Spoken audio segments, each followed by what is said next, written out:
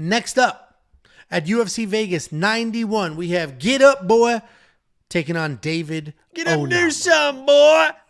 Jonathan Pearce. Get up and do some. 14-5 overall. He's hitting me in the back of the head, ref. Wait, what's the bye part? That's what Brito did. Oh, I don't remember Because he that. said he's hitting me in the back of the head, ref. And he's on top of Brito, and Brito goes, blah, blah, blah, blah, blah, blah. And that's when he goes, get up and do something, then, boy. Get up and do something. I just remember hearing the get up and do something, boy. And then within a minute, he was submitted. It was very quick after that. Got that ninja choke. Well, Joe Anderson Brito did just submit Jonathan Pearce in his last fight. That is the one loss in Jonathan Pearce's last 5. He's taking on David Onama. 11-2 in his career, 3-2 in his last 5. He is coming off that knockout win over Gabriel Santos. Jonathan Pearce, nasty wrestler. He's just going to come forward, non-stop wrestle. Just non-stop wrestle. He averages almost 6 takedowns per fight, an accuracy of 53%, which is high. To average 6 and get them at above a 50% clip, those numbers aren't typically, if you're averaging 6, you're usually getting like 20%. So to have a 53% accuracy and averaging 6 is pretty impressive. But what we always say here is if you're averaging 6 takedowns or a giant number like that, that means your control time is not really there. Your control kind of sucks a little bit.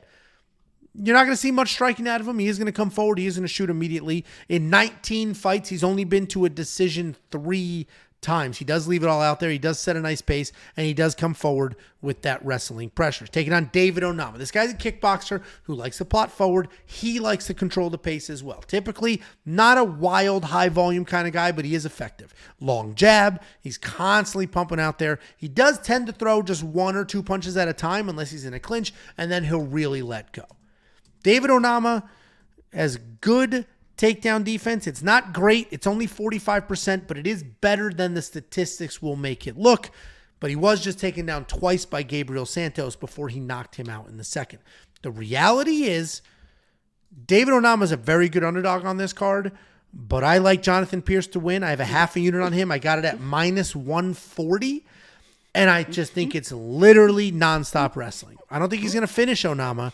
I think he's just going to nonstop wrestle and then grab that decision. The only thing that worries me is that Vegas hates wrestling. What do you think, Jakey boy? Hold on a second. I went to you. What do you think, Jakey? Yeah, I'm getting this bet openly. Get going here. How much do you have in your account, you said? $330. All right, let's make this for 300. That's going to be, which means 200. Actually, let's just do 200. And that's going to be $306 on your side. Okay. So I'm going to create this bet, and we'll send it over because I know for a fact that David Onama is going to win this fight. Listen, I know both these guys very well. Both these guys, surprisingly, you would think with this breakdown that I would be biased for David Onama. Oh, my God, he's probably a former lock of the week, and that's why he likes him. He was an anti-lock of the week. Both of these gentlemen were anti-lock of the weeks. They both lost to my lock of the weeks. Jonathan Pearce lost to my lock of the week. Joe Anderson Brito. David Onama lost to my lock of the week. Nate Landwehr. I knew that Nate Landwehr was going to be able to weather the early storm and be able to put a pace and pressure on this guy, David Onama, and that's exactly what happened. He had to weather quite the storm as well. I mean, he was knocked out cold. I think his head hitting the canvas woke him back up because this guy, David Onama, does hit hard. But he weathered the storm. But what I saw in that Nate Landwehr fight was this guy is not a fucking quitter. I mean, this guy was exhausted, death-gassed, could not do anything. But when he got that spurts of energy, he was still trying. This guy is not a fucking quitter. He is a tough dude. He was taken down a few times, but a lot of times that was late after he was tired. If you watch that Gabriel Santos fight, early on, Santos is a very good wrestler himself. Shot some takedowns that Onama immediately reversed. I mean, effortlessly reversed those positions. He is very good in his defensive wrestling. Even if he gets taken down, he knows what to do. He's not going to be, you would think these strikers, these powerful strikers, once they're flat on their back, it's like, oh no, they're going to be lost. He knows what he's doing. He was in a body triangle against Santos, easily just reversed the position, ended up on top. He doesn't panic in those situations. Now he's at Factory X, and they've really kind of molded him into a more I would say a longevity type fighter. He's much more patient. With James Krause, I think they were chasing the first round finish money. He came in like a bat out of hell. A lot of these fights throw him very heavy. Now, and he mentioned it before, now he waits for the KO shots to find themselves. And this guy doesn't have swing wild power. This guy has very tight power. I mean, he hits you with just a little tight shot, and he has that type of power to knock you out. And Jonathan Pearce, I know he's got all this wrestling, and he has this tenacious type of style, but he's tenacious because he can't really hold people down. He will get really sloppy himself, especially in the striking when he can't get the takedowns. And if you look at the people he's fought, I mean, this dude hasn't fought a single fucking striker. You're talking about Darren Elkins, Joe Anderson, Mark Juan Americana. Yeah, Brito tried to wrestle him for whatever reason. Brito literally did not strike with him, tried to counter wrestle, so he wasn't striking with Brito. And Brito stood up and ended up submitting him, so there was no strike with Brito. Christian Rodriguez, Omar Morales, Kai Kamaka. These are the people he's fighting. This is the by far best, most dangerous striker that he has fought, who also has good takedown defense. Is at Factory X, has been wrestling with Zalal against Isaac Dolgarian. This guy's going to be ready. He's going to come in, and he's going to knock out Jonathan Pearce, and that's just how it's going to happen. He might submit him, honestly, but he's got some submissions, good front chokes, but I like David Onama in this fight. He's a better striker. I think it's going to be mostly striking, and that's how easy it gets sometimes. I just don't think he's going to be able to defend those takedowns. I think it's just going to be nonstop takedown pressure. He's going to defend the first two, and that's big trouble for Mr. JSP. If he does defend the first two, I agree that's a problem. Dude, Santos had a deep double, and Onama just sucked his hip back, pushed him forward, and then all of a sudden this guy's like laying in his guard. He was just taken down. He was taken down twice in that fight. You're making it sound like he wasn't taken down. Reversed. I mean, the first couple takedowns, and Santos is a much better striker than JSP. If he's on the feet for more than 3 minutes at a time, he's going to get knocked out. This dude's striking is sloppy, and he thinks he's good. That's the part I love. I agree. His striking sucks. He thinks he can strike because he's been striking with these grapplers. He thinks I promise you, he thinks he can strike.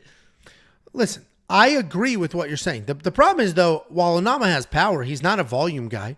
He waits. And if Jonathan Pearce has a little bit of success wrestling, Onama's going to wait too long and then defend takedowns, not let his hands go. Oh, I didn't send that bet. Put it in the private chat, and I'll jump on it.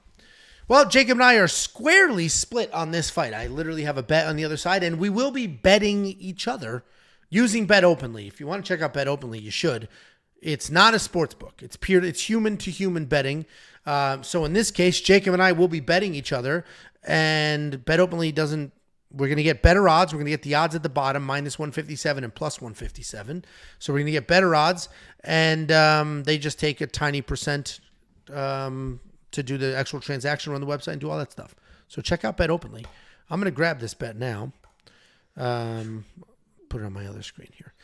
I'm going to click max. There we go. 306, place bet. Done.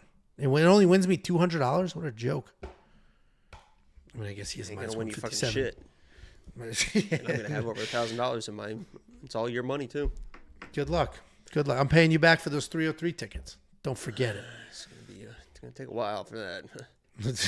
See, I don't want gifts. This is why I don't like gifts.